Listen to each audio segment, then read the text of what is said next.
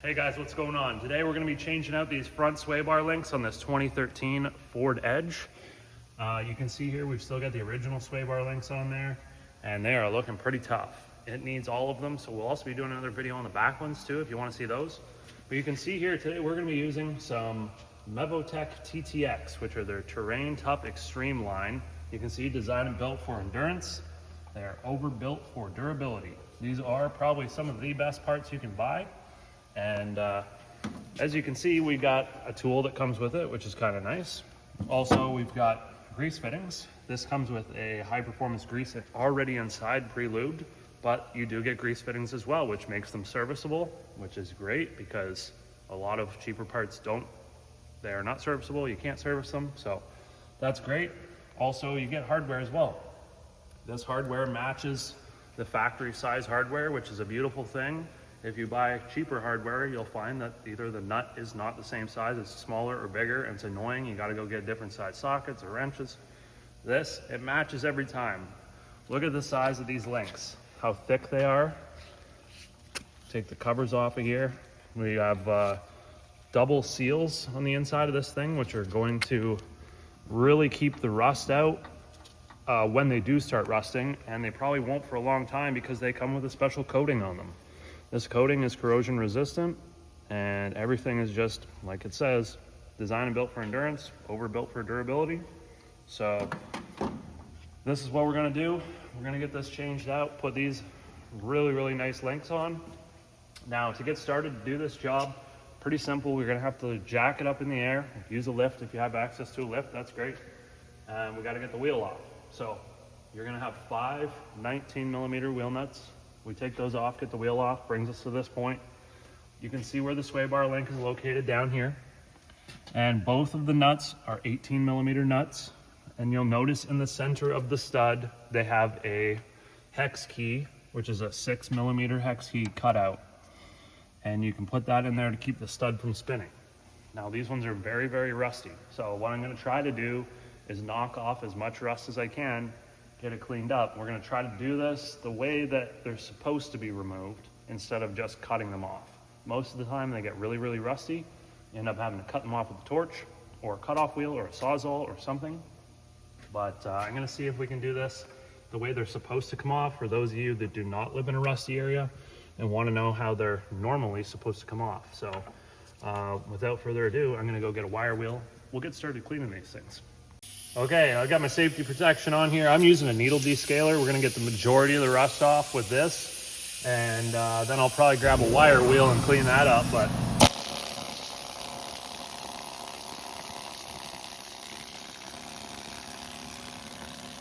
Okay, we've got a couple different size wire wheels we got on the drill right now. So what I'm gonna try to do is just basically get in there and clean up this rust on the threads the best that I can. I'm not gonna be able to get all the rust, but we're gonna try to just get off as much as we can. The cleaner the threads, the better.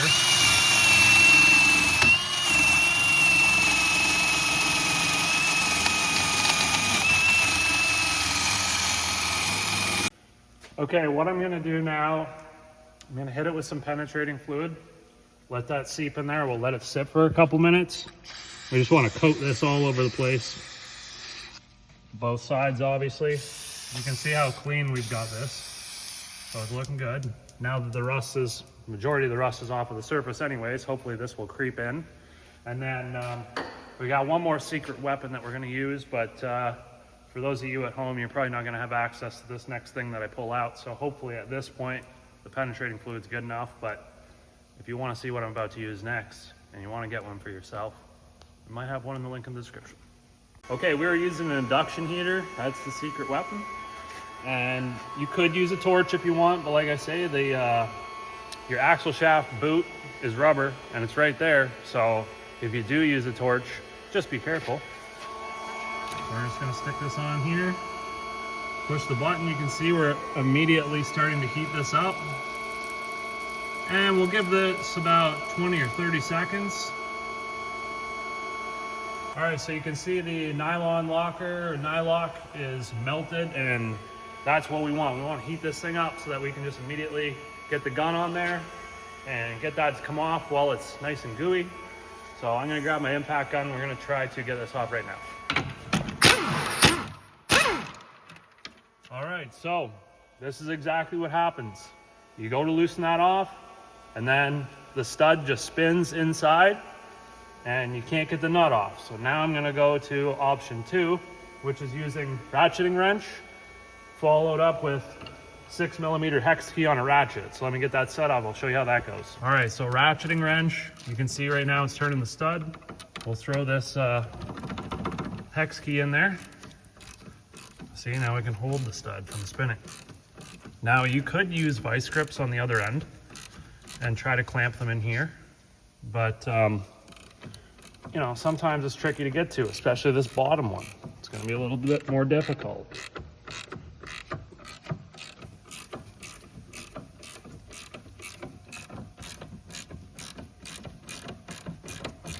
We're almost there. Cleaning up that rust makes all the difference in taking this stuff apart. I tell you, if yours is rusty, make sure you clean it the best you can. Get some oil on it. Makes all the difference. Oops. There we go, one off.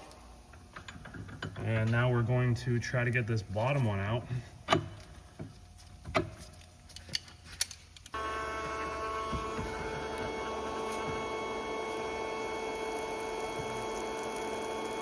All right, we're letting her cook.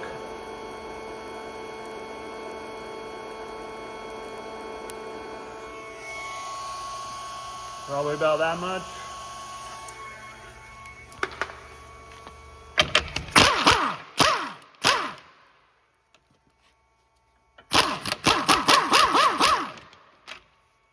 Same situation. This is the other option. You grab yourself some needle nose vice grips. You can get in from behind. And we just want to clamp down the best that we can here on the back of this thing. The trick is to make sure that it's clamped down as pretty much as tight as you can, because we don't want that thing spinning.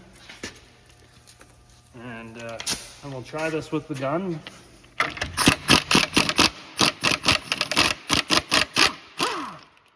And that worked pretty good.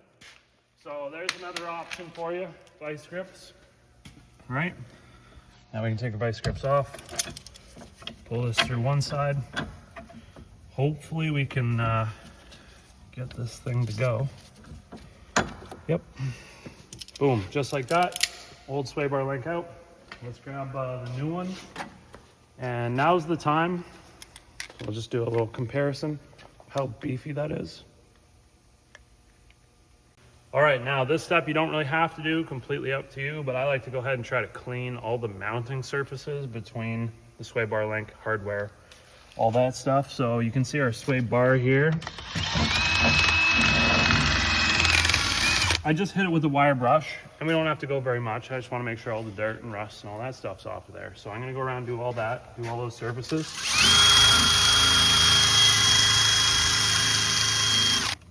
This one I'm going to have to switch to something different.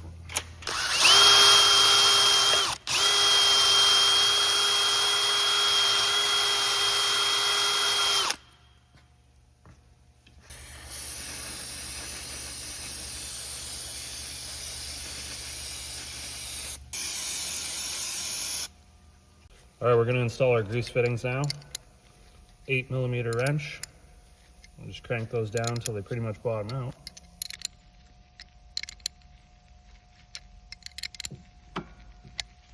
That's probably good about there, something like that.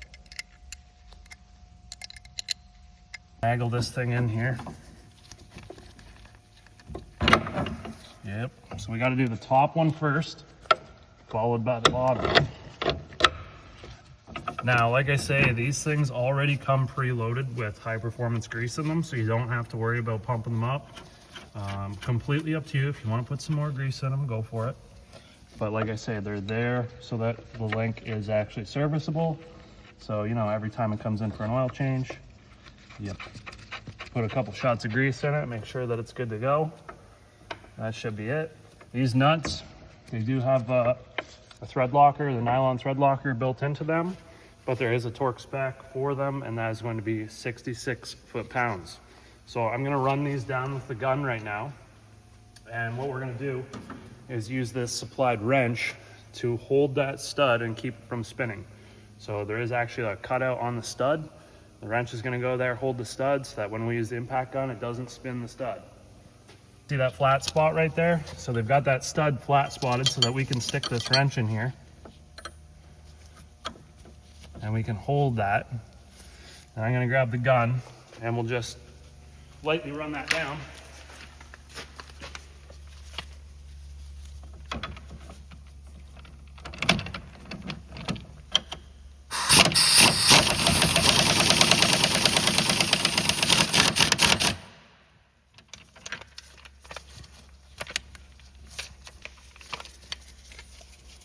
So I got caught up in between there.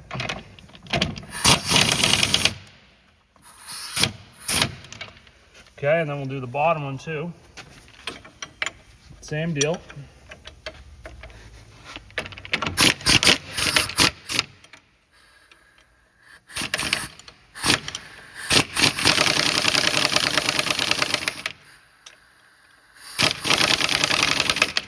Okay, we don't want to go super tight with the gun because we need to torque these down. So now let's switch over to the torque wrench and tighten these down.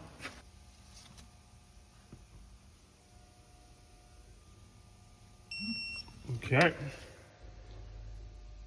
So we didn't need to use the wrench on that one.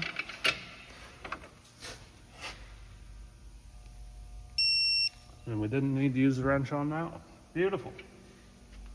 All right, that's pretty much installed. And I don't think I have anything else to add. I think that's pretty much it. Putting the wheel on, torque spec's gonna be 100 foot-pounds for your 19mm wheel nuts. You're gonna do that in 5-star pattern. Do 2 passes of that just to make sure that they're tight.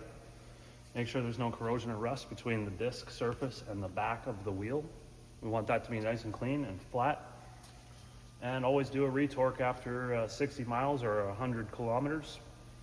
But that's pretty much it for this 2013 Ford Edge, how to remove and replace front sway bar links with TTX by Mevotech. Thanks for watching.